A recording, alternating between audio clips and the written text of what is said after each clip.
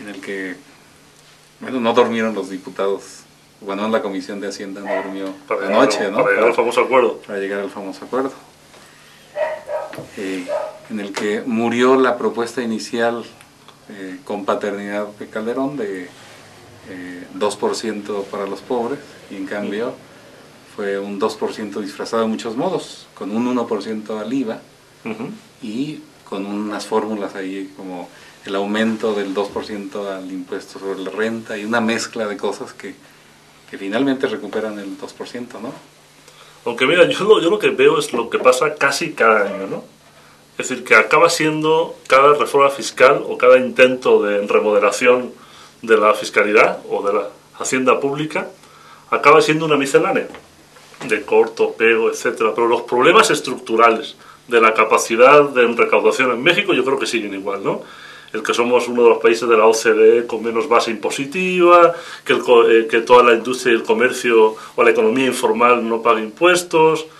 Es decir, yo creo que el problema estructural, año con año, de los muchos años que llevo en México, siempre es un parche aquí, un parche allá, pero no hay una sustanciación de la solución, ¿no? No sé cómo lo ven ustedes. Pues sí, yo creo que es uno de los grandes problemas, la baja recaudación fiscal del país. Por ejemplo, frente a el país que tiene, digamos, más eficiencia fiscal, Chile, en América Latina, recauda el 30% del Producto Interno Bruto. Y México solo alcanza el 10%. Un estado que recauda solo el 10% realmente tiene muchos límites para realizar sus tareas, ¿no? Entonces, yo creo que la solución estará en que el Estado mexicano sea más eficiente en la integración de todos los agentes fiscales comprometidos o gravables, digamos. Y esto implica romper con el sistema de privilegios que tiene en materia impositiva el Estado mexicano. Las excepcionalidades en el sistema fiscal mexicano son notablemente injustas, ¿no?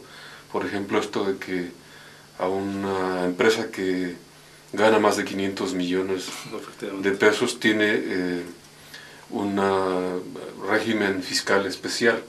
Eso me parece que es profundamente injusto. Y por citar un caso espantoso, el de Bimbo, por ejemplo, que la revista Proceso hace 2 o 3 años investigó cuánto había pagado Bimbo de impuestos, y resulta que cualquiera de nosotros a través de la tenencia pagó lo mismo que Bimbo. Porcentualmente, ¿no? 7,000 pesos. Esto en una empresa multinacional de grandes ingresos, me parece que es absolutamente injusto, ¿no? Esto es lo que debe atacar el Estado mexicano, las excepciones, ¿no? Pero eso no se toca en esta reforma, ¿no? De eso no se habla en absoluto, al parecer. No, porque es un parche más. Yo veo el problema con 2 grandes pilares, ¿no? Y yo no sé si coincidiremos en esto o no. Yo creo que nos vamos a encontrar con la historia, que nos vamos a encontrar con nuestro destino, el día que nos quedemos sin petróleo. Yo creo que la base del fracaso fiscal es la abundancia de dinero o la abundancia histórica de ingresos por el petróleo. Los países que más esfuerzo fiscal han hecho, que más diversificada tienen las economías, son países no petroleros como Chile. Si van países como Venezuela, México, etcétera, nos hemos podido dar el lujo de tener una recaudación, como tú bien expresabas, del 10%, porque había un subsidio atrás del petróleo. Lo que no se recauda con ese 10 se recaudaba con el petróleo. Es decir, este país y la política pública en este país no es viable con ese 10%. O sea, este país, si no tuviera petróleo y recaudase el 10%, sería absolutamente imposible pagar nóminas, pagar carreteras, pagar hospitales, pagar educación.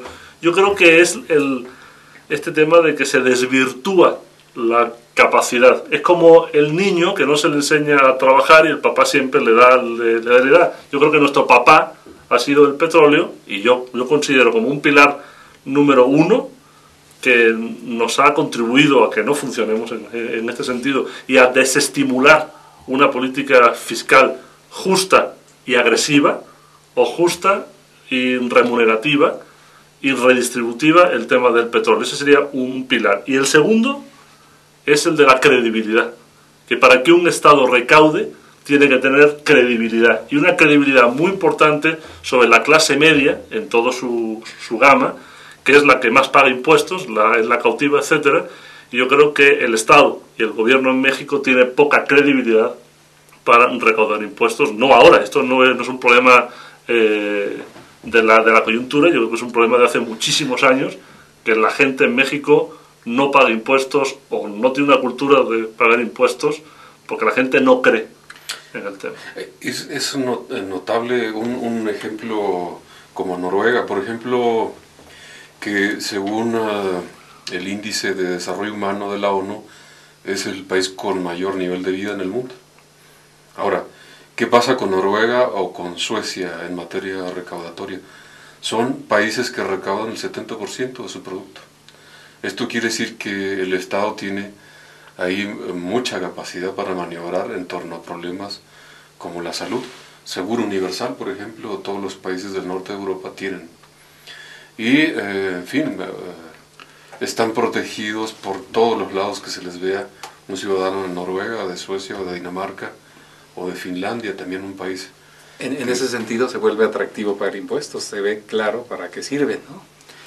Sí, creo que, perdón, aquí tenemos que terminar este segmento, que creo que el tema amerita que le dediquemos uno más.